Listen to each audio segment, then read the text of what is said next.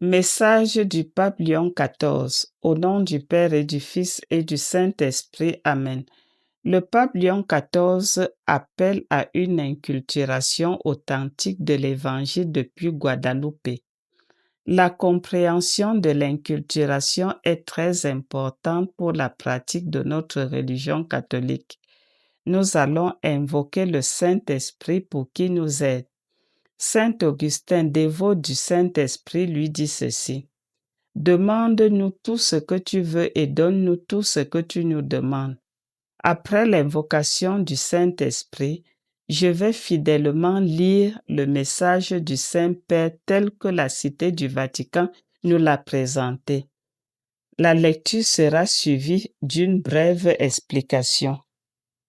Invoquons le Saint-Esprit par cette prière de Saint Augustin. Ô Esprit Saint, Dieu d'amour et de vérité, enseigne-moi à bien vivre, à bien parler, à bien agir. Fais que je sois toujours attentif à ta voix et que je suive toujours tes inspirations. Donne-moi la sagesse et la prudence, la force et la tempérance pour que je puisse résister aux tentations et accomplir ta volonté. Amen. Message du pape Léon XIV. Le pape Léon XIV appelle à une inculturation authentique de l'Évangile depuis Guadeloupe. Dans son message au Congrès théologique pastoral sur l'événement de Guadeloupe, qui se tient à Mexico du 24 au 26 février, le souverain pontife souligne qu'évangéliser implique d'entrer avec respect et amour dans l'histoire et la culture des peuples. Sébastien Samson Ferrari, Cité du Vatican. Le pape Léon XIV soutient que l'évangélisation consiste avant tout à rendre Jésus-Christ présent et accessible, et que toute l'action de l'Église doit chercher à introduire l'être humain dans une relation vivante avec lui, qui illumine l'existence, interpelle la liberté et ouvre une voie de conversion, disposant à accueillir le don de la foi comme réponse à l'amour qui donne sens et soutient la vie dans toutes ses dimensions. Le pape précise que dans la Vierge de Guadeloupe, on ne canonise pas une culture, ni on absolutise ses catégories, mais on ne les ignore ni ne les méprise non plus. Elles sont assumées, purifiées et transfigurées pour devenir un lieu de rencontre avec le Christ. Il ajoute: la morénite manifeste la manière dont Dieu s'approche de son peuple, respectueux dans son approche, intelligible dans son langage, ferme et délicat dans sa conduite vers la rencontre avec la vérité pleine, avec le fruit béni de son sein. Dans la tilma, parmi les roses plaintes, la bonne nouvelle entre dans le monde, symbolique d'un peuple et rend visible sa proximité, offrant sa nouveauté sans violence ni contrainte.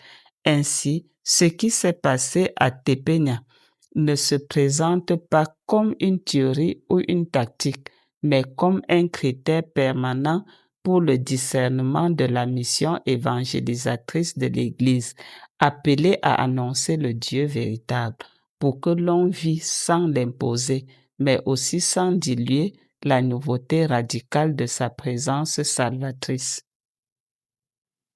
Il avertit en outre que légitimer tout ce qui est culturellement donné ou justifier des pratiques, des visions du monde ou des structures qui contredisent l'Évangile et la dignité de la personne reviendra à ignorer que toute culture, comme toute réalité humaine, doit être éclairée et transformée par la grâce qui jaillit du mystère pascal du Christ.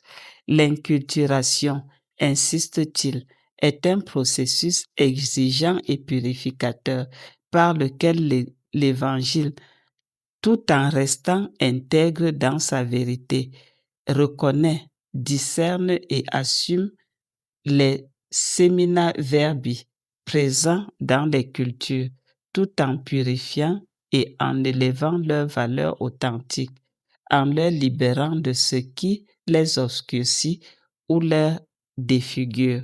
Ces semences du Verbe, comme des traces de l'action préalable de l'Esprit, trouvent en Jésus-Christ leurs critères authentiques et leur plénitude. Le Saint-Père dit ceci: l'inculturation n'équivaut pas à sacrifier la vérité chrétienne, mais plutôt à entrer dans le milieu d'un peuple pour le faire connaître le Christ. Il s'agit ici d'assurer les langues, les symboles, les façons de penser, de ressentir et de s'exprimer de chaque peuple. Nous ne devons pas perdre les principes fondamentaux de notre foi.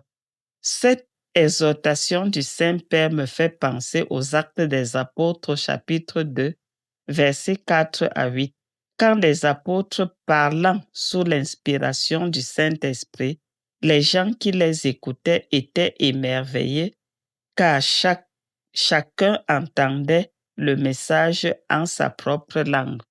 Merci Saint-Père.